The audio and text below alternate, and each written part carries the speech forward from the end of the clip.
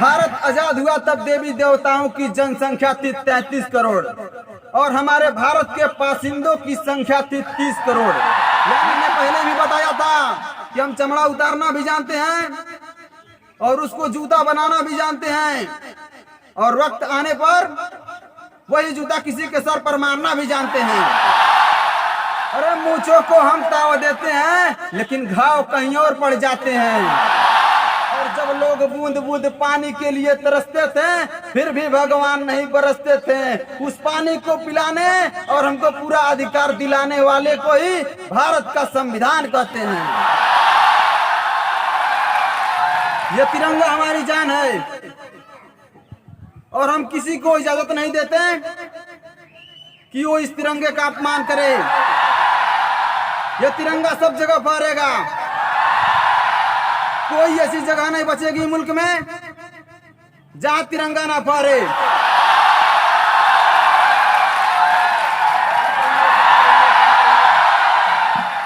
अरे वो कहते हैं जो बोली से नहीं मानेगा वो गोली से मानेगा। मैं कह रहा हूं चलाओ गोली, आप चलाओ गोली, मारो हमारे निर्दोष लोगों को, मगर याद रखना सरकार के लोगों सरकार बदलेगी। जिस दिन सरकार बदली एक एक जुल्म का हिसाब लिया जाएगा। ये जो क्राइम तुम कर रहे हो, लोकतंत्र में भारत का संविधान यह कहता है कि सबको बराबरी का अधिकार है। क्राइम करने वाला चाहे आम आदमी हो, चाहे प्रशासन का व्यक्ति हो, चाहे शासन का व्यक्ति हो, चाहे वो मंत्री हो, चाहे वो गृह मंत्री हो, चाहे वजीर आलम हो, जो क्राइम करेगा सजा उसको जरूर मिलेगी।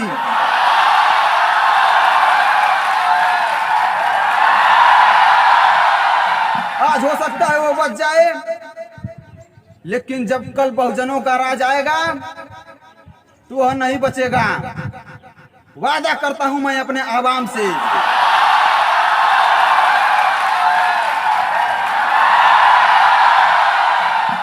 मैं आप लोगों को एक बार याद दिला देना चाहता हूं कि इस मुल्क के हर एक व्यक्ति को बाबा साहब ने वोट देने का अधिकार या कॉन्स्टिट्यूशन में मिला SC ST OBC का रिजर्वेशन या समानता का अधिकार बड़े ही संघर्ष से दिलाई है।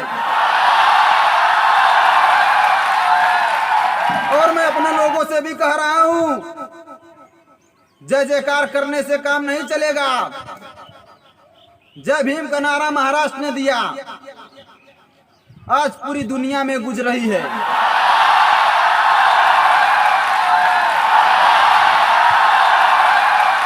जो लोग कहते हैं कि भीम आर्मी के लोग हिंसक हैं, तो मैं उनको बता दूं कि हम हिंसक तो नहीं हैं, हम संविधान को मानते हैं, लेकिन ये याद रहे कि हम कायर भी नहीं हैं।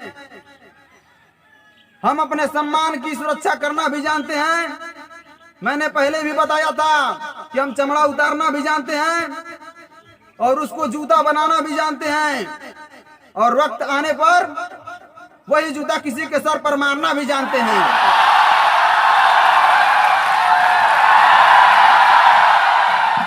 आज अगर पूरे देश में कहीं अन्याय होता है तो पुलिस से पहले आम आदमी किसको याद करता है?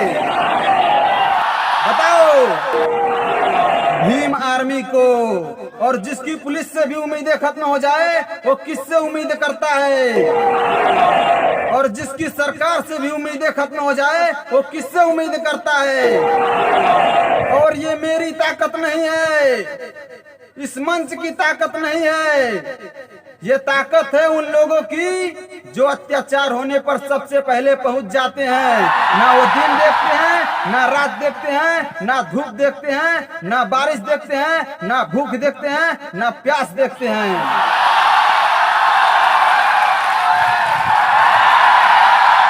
एक वाल्मीकि का बच्चा, एक चमार का बच्चा जब बुलेट से चलने लगता है तो तुम्हारे पेट में दर्द हो जाता है। एक वाल्मीकि का बच्चा, एक चमार का बच्चा जब मूछ रख लेता है तो तुम्हारे पेट में दर्द होने लगता है। अगर चमार का बच्चा स्कॉर्पियो से चलने लगता है तो तुम्हारे दिलों में दर्द होने लगता है। अगर वो घोड़ी पर बैठ जाए तो तुम्हारे पेट में दर्द हो जाता है। कासगंज में तुम बारात नहीं निकलने देते, हम सिर्फ समानता चाहते हैं, सम्मान चाहते हैं, अधिकार चाहते हैं। तुम्हें तकलीफ इस बात से है कि जिन लोगों ने तुम्हारी गुलामी की है वही तुम्हारे सामने इस समय सर उठा रहे हैं। अरे मूंछों को हम ताव देते हैं लेकिन घाव कहीं और पड़ जाते हैं।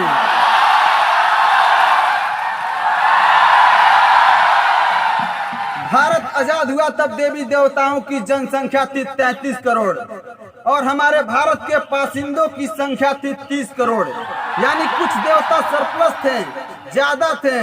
जितने लोग थे उससे ज्यादा देवी देवता थे, फिर भी वो लोग गुलाम थे।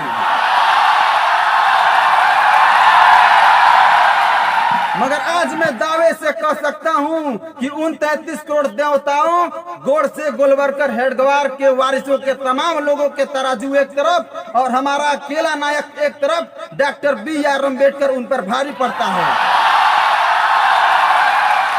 अरे हमारे ऊपर दूध चढ़ाओ और फूल चढ़ाओ और उसको नाली में बहाओ, ये भगवान कहते हैं। और जब लोग बूंद बूंद पानी के लिए तरसते थे फिर भी भगवान नहीं बरसते थे। उस पानी को पिलाने और हमको पूरा अधिकार दिलाने वाले को ही भारत का संविधान कहते हैं।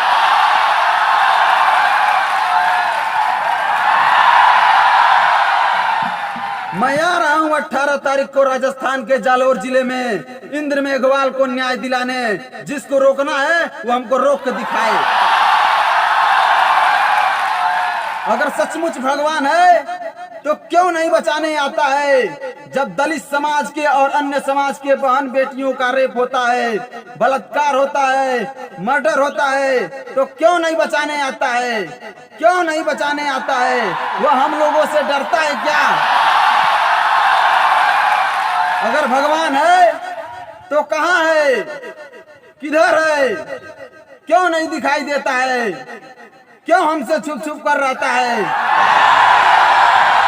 अगर भगवान ने हमको बनाया है, तुमको बनाया है और पूरे दुनिया को बनाया है तो हमारी बातें डायरेक्ट भगवान क्यों नहीं सुनता है?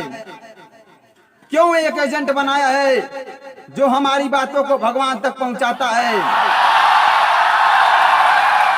अगर भगवान ने सारी भाषाएं बनाई है तो भगवान को हिंदी भाषा क्यों नहीं समझ आता है? उन्हें संस्कृत भाषा ही केवल क्यों समझ आता है? अरे हम तो मानते हैं अगर भगवान है तो इतना क्रूर और भेदभाव करने वाला नहीं हो सकता कि जो कुछ व्यक्तियों के लिए लाइसेंस जारी कर दे कि तुम भर भर पैसा कमाओ और दलित का बच्चा बाहर भीख मांगे। और मैं अपने भाइयों से भी कहना चाहता हूँ, अगर भगवान होता तो राजस्थान के जालौर के बच्चे को जो पानी पीने के वजह से मास्टर पीट रहा था उसको वो जरूर रोकता पीटने से। अगर भगवान होता तो कर्नाटक के एक मंदिर का स्तंभ छूने से जो हमारे समाज के, हमारे दलित समाज के भाई पर 60,000 का जुर्माना लगा है उसको वो जरूर रोकता। अगर भगवान होता तो मूछ रखने पर हत्या नहीं करवाता।